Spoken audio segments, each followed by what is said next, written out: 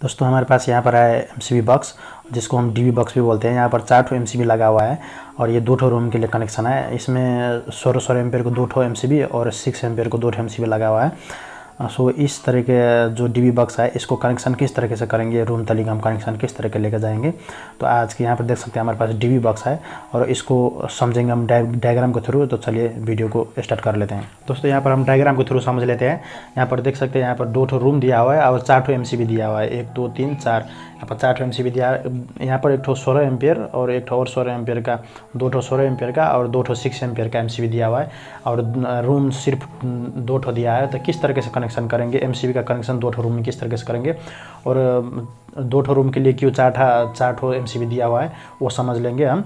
और यहाँ पर देख सकते हैं यहाँ पर ये P पॉइंट फेज वाला ये पॉइंट टर्मिनल के लिए दिया हुआ है और ये न्यूट्रल वाला टर्मिनल के दिया हुआ है। यहाँ पर कनेक्टिंग पॉइंट है, यहाँ पर कनेक्टर लगा हुआ है। सो यहाँ पर समझते हैं। और यहाँ पर S लिखा हुआ है, यह स्विच बोर्ड है और ये जो है P लिखा हुआ है पावर सॉकेट है।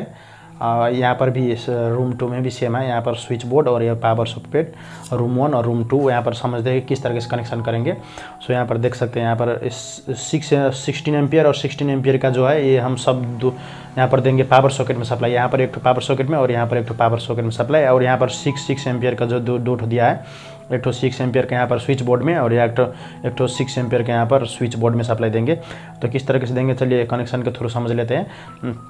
यहाँ पर देख सकते हैं हम फेज वाला एक ले लेते हैं, यहाँ पर ये रेड मार्कर। और यहाँ पर क्या करेंगे हम फेज को सप्लाई यहाँ पर फेज वाला टर्मिनल से ले लेंगे और यहाँ पर होकर के यहाँ पर जाकर कनेक्ट करेंगे। इसी यहाँ पर एक कनेक्टर लेकर के, एक वायर लेकर के रेड वाला, और यहाँ पर सभी में कनेक्ट कर लेंगे। सो ये हमारे देख सकते हैं यहाँ पर फेज वाला सप्लाई जो है यहाँ पर MCB में इन हो गया है। अब आउट करेंगे। आउट करने के लिए यहाँ पर देख सकते हैं आप स्विच बोर्ड में सबसे पहले हम सप्लाई दे देंगे यहाँ पर। तो चलिए यहाँ पर एक यहाँ पर स्विच बोर्ड के लिए सप्लाई करने के लिए यहाँ पर MCB निकाल लेते हैं सप्लाई। और यहाँ पर देखिए ये जो हो गया स्विच बोर्ड में सप्लाई चला गया। तो ये एक ठोक लिया हुआ। अब दूसरा वाला देखते हैं, यहाँ पर भी स्विच वाला बोर्ड को ले सप्लाई निकाल लेते हैं।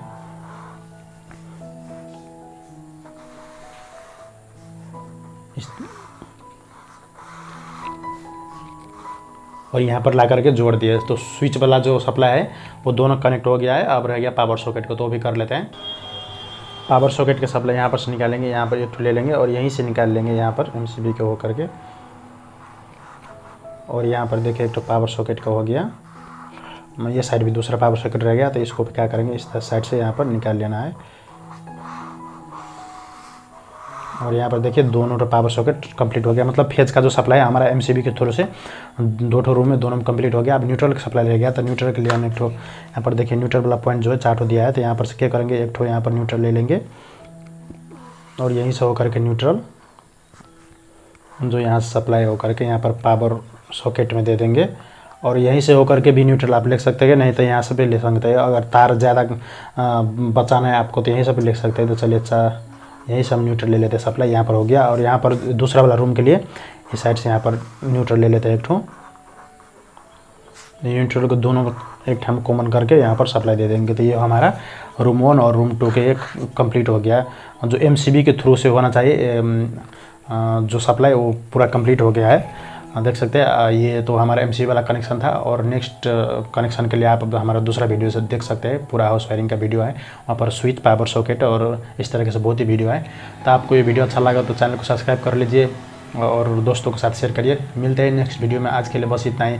Okay, bye bye.